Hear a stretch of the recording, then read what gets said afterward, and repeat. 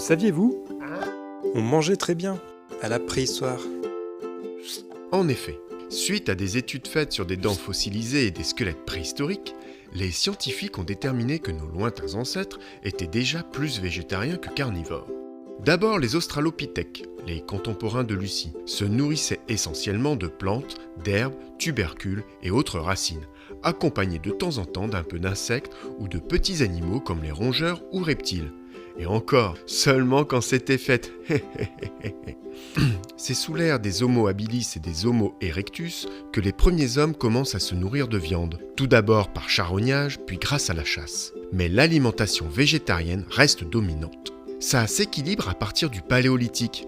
Malgré tout, pendant cette période, les hommes de Néandertal puis de Cro-Magnon consommaient 3 à 10 fois plus de vitamines et fibres végétales que l'homme moderne. En comparaison, nous consommons plus ou moins la même part de viande que l'Homo sapiens, mais l'élevage intensif et l'alimentation riche des animaux donnent une viande beaucoup plus grasse aujourd'hui que celle de notre ancêtre direct. Et puis surtout, ils ne consommaient pas de sucre, de sel, de céréales et de produits laitiers.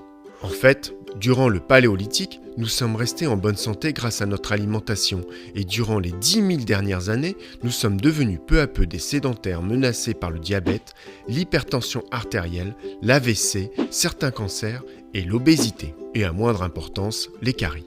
En conclusion, on se rend compte que la consommation d'acides gras des hommes préhistoriques devait être très proche de celle recommandée par les diététiciens nutritionnistes. Namasté les amis. Bah ouais, et bah moi je le savais. Oui. Bon, tu veux bien lâcher ta manette et aller mettre la table s'il te plaît?